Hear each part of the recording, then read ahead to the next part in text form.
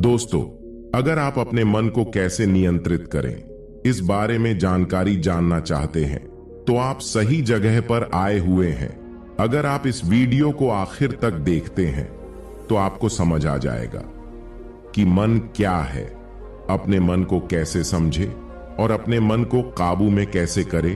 तो बिना समय को गवाए चलिए जानते हैं कि अपने मन को अपना सेवक कैसे बनाएं। एक बार एक व्यक्ति बुद्ध के पास आता है और उनसे पूछता है कि गुरुदेव, अपने मन को काबू में करने और उसे समझने का पहला चरण क्या है और हम कहां से शुरुआत करें कि हमारा मन हमारे वश में आ जाए। गौतम बुद्ध मुस्कुराते हैं और कहते हैं कि अपने मन को समझने का पहला चरण मन द्वारा दी गई लालच और व्यर्थता को देख लेना है। जिस इंसान ने अपने मन के द्वारा दिए गए लालच की व्यर्थता को देख लिया तो समझो उसने इससे मुक्त होना शुरू कर दिया। फिर उसके बाद वह व्यक्ति बुद्ध से पूछता है कि हमारा मन जो हमें लालच देता है उसके व्यर्थता को कैसे देखा जाए। तब गौतम बुद्ध कहते हैं कि अपने अनुभव से मनुष्य जिस भी गलत कार्य को अति में करता है तो उससे उसको दुख ही मिलता है और यही दुख उसका अनुभव है और यही अनुभव उसके रूपांतरण का कारण बन सकता है। जिसने यह देख लिया कि नशा करना केवल दुख है तो उसने नशा से मुक्त होना शुरू कर दिया है। जिसने यह देख लिया कि ईर्ष्या केवल खुद को जलाती है तो वास्तव में उसने ईर्ष्या से मुक्त होना शुरू कर दिया। मन हमेशा तुम्हें दुख देता है, लेकिन लगता यह है कि तुम्हें सदैव सुख देता है और यही अपने मन को समझने का पहला चरण है। कहानी को आगे बढ़ाने से पहले आपको इस एक प्रश्न को समझना अति आवश्यक है कि आप अपने मन को वश में करना क्यों चाहते हैं। क्योंकि आपने यह अनुभव कर रखा है कि आपका मन आपको हमेशा दुख देता है, क्योंकि आपको आपके मन के लालच बहुत बड़े सुहावने लगते हैं।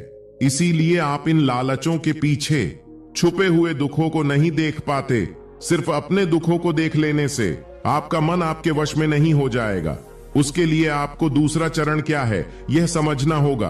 वह व्यक्ति बुद्ध से पूछता है कि गुरुदेव, यदि कोई व्यक्ति यह जानता है कि उसके मन के लालचों के कारण उसके जीवन में दुख है, तो क्या इसका अर्थ यह है कि वो व्यक्ति पहले चरण पर है? और यदि वह व्यक्ति पहले चरण पर है तो दूसरे चरण पर कैसे जाएगा? गौतम बुद्ध कहते हैं कि उस व्यक्ति की खोज पर निकलना होगा, किसी ऐसे व्यक्ति की खोज पर जो अपने मन से मुक्त हो चुका है और जिसने अपने मन को जान लिया है। क्योंकि तुम्हारा मार्गदर्शन वही कर सकता है जो उस जगह पर पहुंचा हुआ है और जहां तुम जाना चाहते हो। दोस्तों, यहां पर एक बात समझनी आवश्यक है कि खोज पर निकलने का अर्थ यह नहीं है कि आप सन्यासी बन जाए, बल्कि खोज पर निकलने का अर्थ यह है कि कोई ऐसा व्यक्ति खोजना जो आपका मार्गदर्शन कर सके।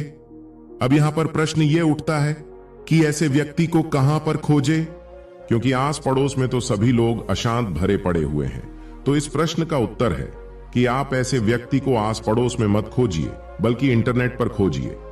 क्योंकि इंटरनेट आपको पूरी दुनिया से जोड़ता है दोस्तों में, और आप इस इंटरनेट के बदौलत ही जुड़े हुए हैं। अगर इंटरनेट नहीं होता तो क्या आप मेरे इस वीडियो को देख पाते? नहीं ना। साथियों, इस दुनिया में बहुत सारे लोग थे और अभी है और हमेशा रहेंगे जो आपका मार्गदर्शन कर सकते हैं। कहानी में वापस लौटते हैं और अच्छे से जानते हैं कि अपने मन को समझने का दूसरा चरण क्या है।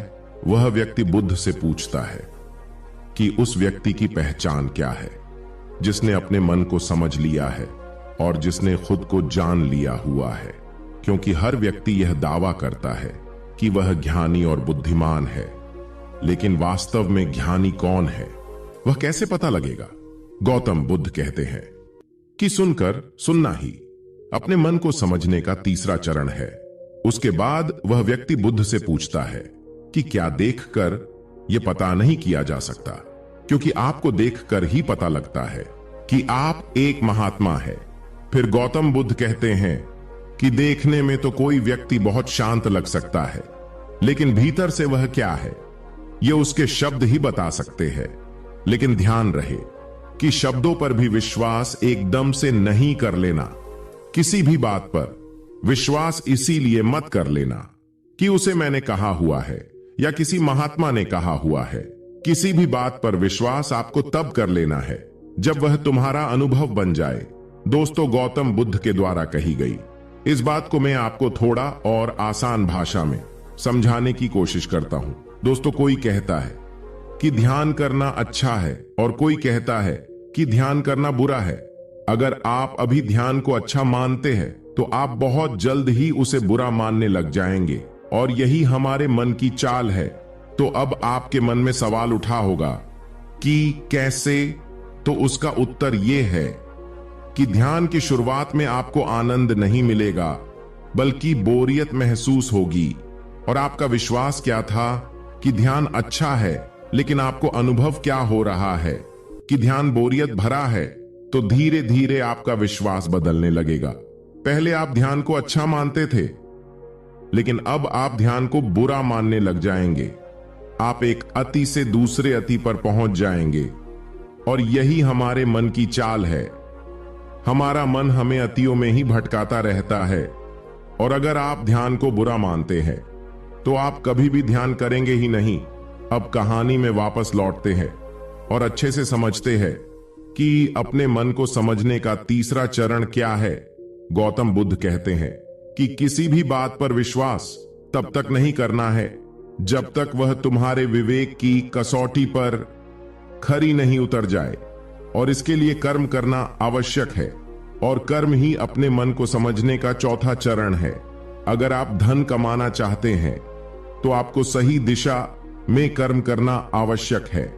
ठीक उसी प्रकार अगर आप खुद को जानना चाहते हैं तो आपको सही दिशा में कर्म करना आवश्यक है। वह आदमी बुद्ध से पूछता है कि सही दिशा में कर्म करते वक्त आदमी क्या गलती कर सकता है? फिर गौतम बुद्ध कहते हैं कि केवल 2 गलतियां कर सकता है। पहली गलती है शुरुआत ना करना, और दूसरी गलती है पूरा रास्ता तय न करना। और इन दोनों गलतियों के पीछे हमारे मन की चाल होती है। कोई सोचता है कि मैं शुरुआत कल से करूंगा, और कोई सोचता है कि शायद मैं सफल ना हो पाऊं। इन दोनों ही गलतियों को व्यक्ति जागरूकता की कमी के कारण करता है। बिना जागरूकता के व्यक्ति का मन उसे सही दिशा में चलने ही नहीं दे सकता, और जागरूकता ही अपने मन को समझने का 5वां चरण है। इसीलिए दिन के हर एक क्षण को जागरूकता के साथ जियो। कोई भी कार्य करो तो उसे जागरूकता के साथ करो। अगर सांसें भी लो तो उसे जागरूकता के साथ लो। बिना जागरूकता के साथ जिया गया एक क्षण भी मृत्यु के समान है। और ध्यान रहे कि जागरूकता बिना ध्यान संभव नहीं है। वह व्यक्ति बुद्ध से पूछता है कि बुद्ध अपने जागरूकता के स्तर को कैसे बढ़ाया जा सकता है। गौतम बुद्ध कहते हैं कि ध्यान के द्वारा, और ध्यान ही 6 चरण है। एक बार आप अपने मन को समझने के लिए इन 6 चरणों को ध्यान से समझिए। पहला चरण, थोड़ी जागरूकता के साथ यह देख लेना कि यह मन ही दुख के बीज बोता है। दूसरा चरण, किसी ऐसे व्यक्ति को खोजना जो मन से मुक्ति पाने का मार्ग बता सके। तीसरा चरण, सुनना और अमल करना। चौथा चरण, सुने हुए को कार्य में लाना। 5वां चरण, जागरूकता जिससे आप मार्ग से भटके ना। और छठा चरण, ध्यान करना। यदि सीधे शब्दों में कहा जाए तो ध्यान ही वह नाव है जिस पर बैठकर मन रूपी नदी को पार किया जा सकता है। लेकिन ध्यान तक पहुंचने के लिए शुरुआती के 5 चरण बहुत आवश्यक है। साथियों, अभी आप कौन से चरण पर है? हमें नीचे कमेंट बॉक्स में कमेंट करके जरूर बताएं, और सुनते रहिए। धन्यवाद।